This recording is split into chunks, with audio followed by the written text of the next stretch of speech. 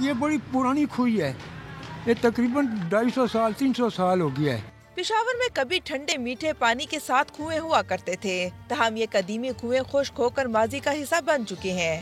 شہری بتاتے ہیں کہ چند دہائیوں پہلے تک یہ کنویں لوگوں کو سیراب کر رہے تھے۔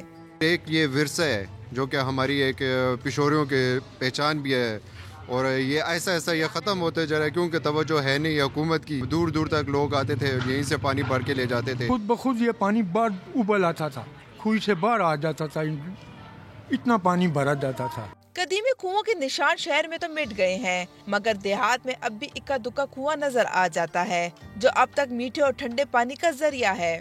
یہ کنواں انگریزوں کے دور سے پہلے بنا ہے، ابھی تو مشین آئے یا ٹیوب ویل آئے، ابھی 1-2 کنویں ہوں گے یا نہیں ہوں گے۔ مقامی افراد دعویٰ کرتے ہیں کہ انسانی عمر کی طرح کنووں کی بھی ایک عمر ہوتی ہے، اور جب یہ عمر پوری ہو جاتی ہے تو کنویں خشک ہو جاتے ہیں۔ کیمرہ مین تنویر اقبال کے ساتھ ہیرا شاہ، ڈو نیوز، پشاور۔